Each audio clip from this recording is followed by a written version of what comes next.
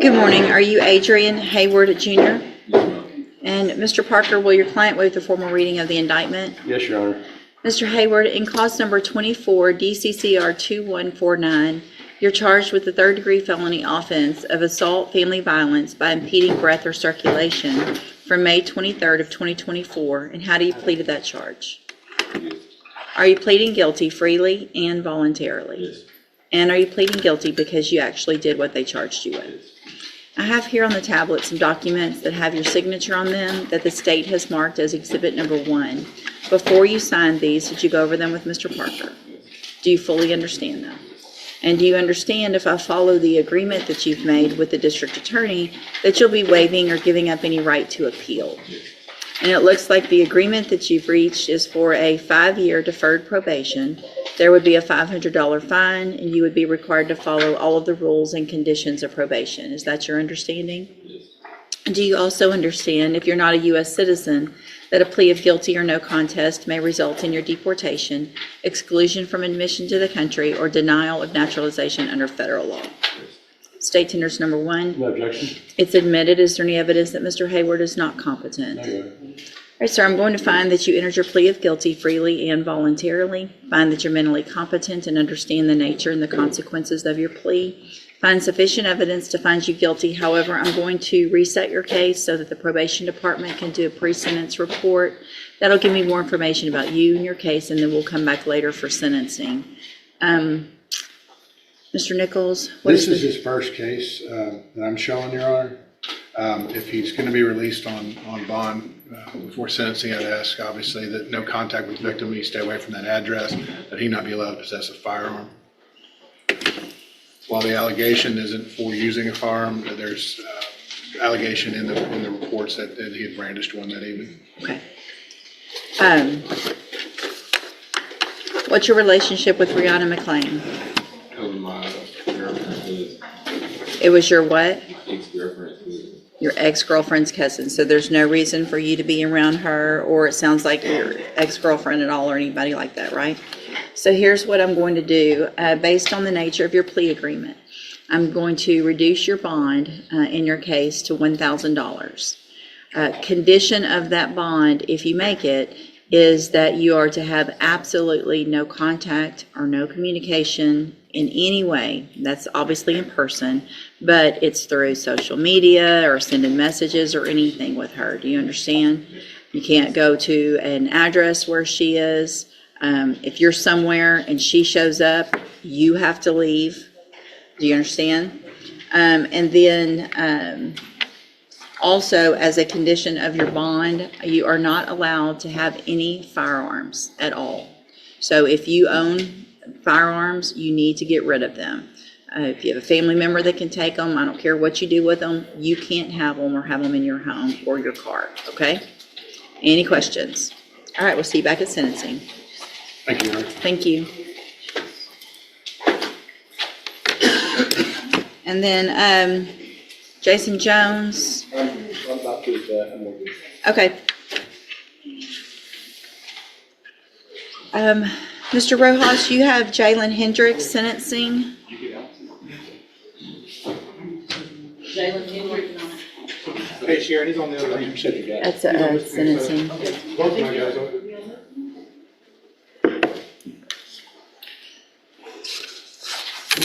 Good morning. How are you? Good, how are you? Good. This is for my other one. You just gave me that this morning. This is for which Mr. one? Yeoman? Yeah, there's another question. Okay.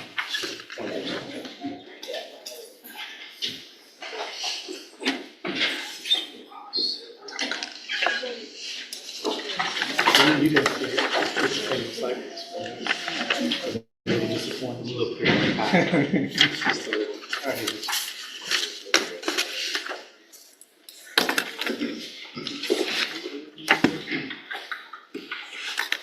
Morning, Mr. Coleman. Wait.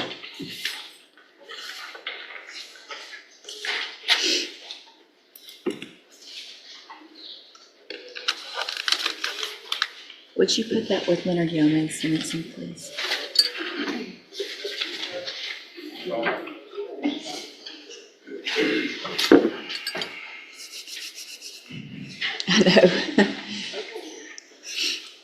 My nose is going to start.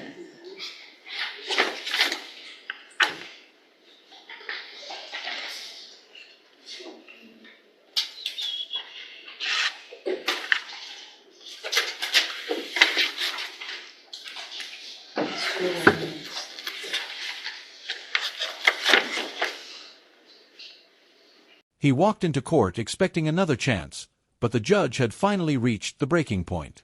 After years of warnings and failures, today's sentencing would change everything.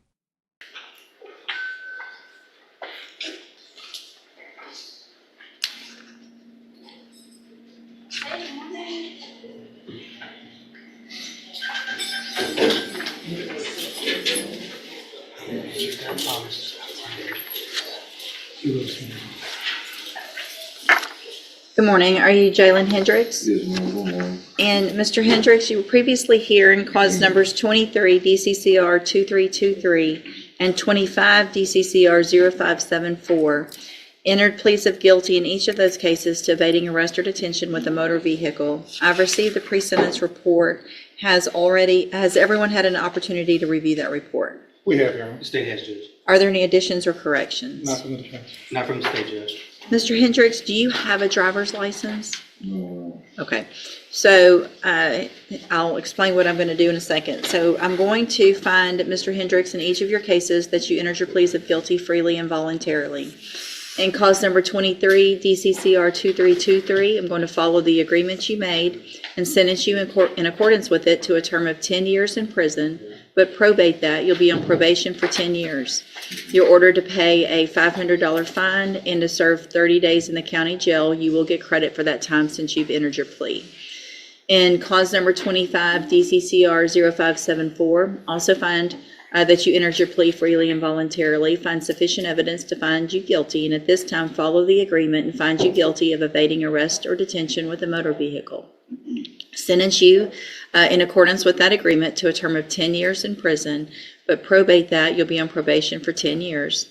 You're also ordered to pay a $500 fine to serve the 30 days in jail that you will get credit for, and follow all of the rules and conditions of probation.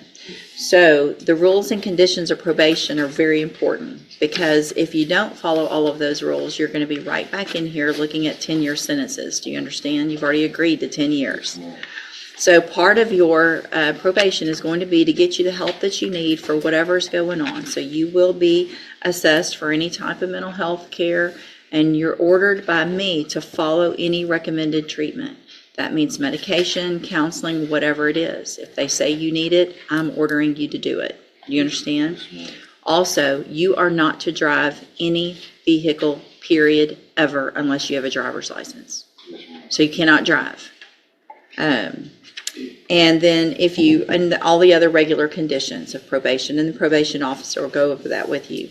If you do everything that you're supposed to on this probation, it's a great opportunity, because you'll be able to serve that 10-year sentence while you're on probation instead of in prison. But again, if you violate any of the conditions of probation, you will be right back in here and you'll be looking at that 10-year sentence in each of those cases. You understand?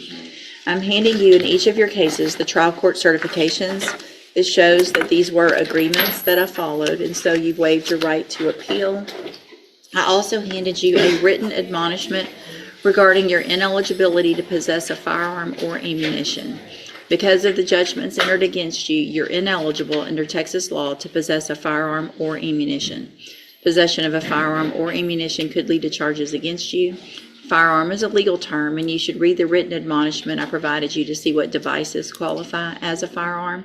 If you have questions about the laws that make you ineligible to possess a firearm or ammunition, or about how long that lasts, you can talk with Mr. Rojas. All right, good luck to you, sir. You can go back with the bailiff. Thanks. And then Lamone Yeoman, sentencing. Yeoman.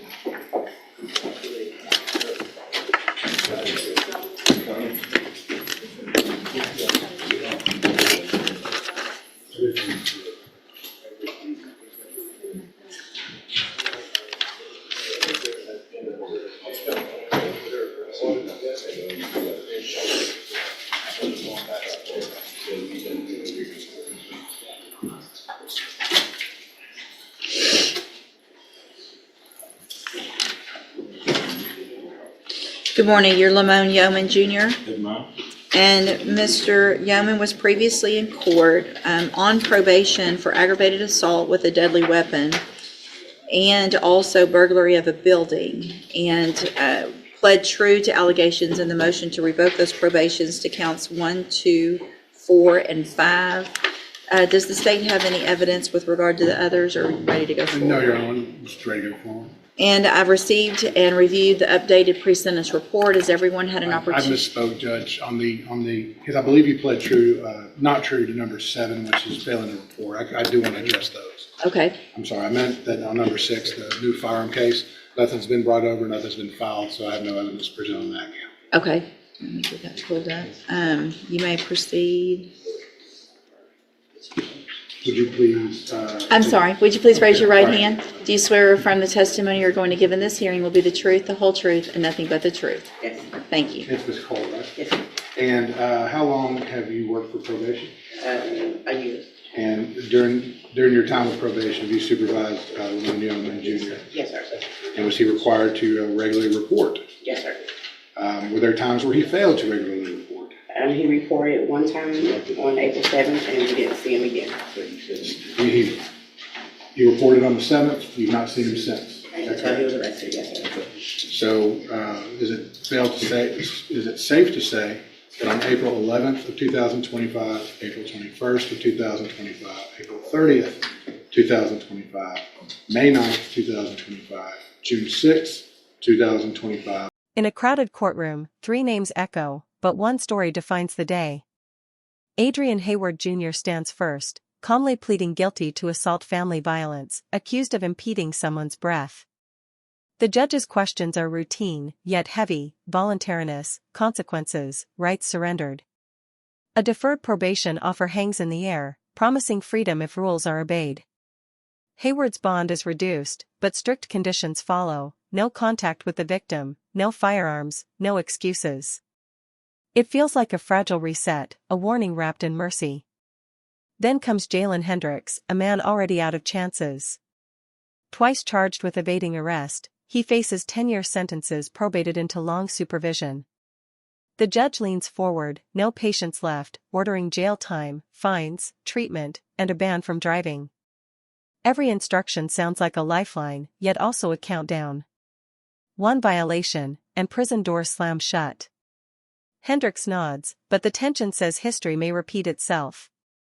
Finally, Leon Iman Jr. enters with a record stained by violence, burglary, and broken promises. Testimony reveals repeated failures to report, missed calls, ignored warrants. Excuses surface: lost phones, bad influences, but the judge hears only defiance. Opportunities pile up in the retelling, each one wasted.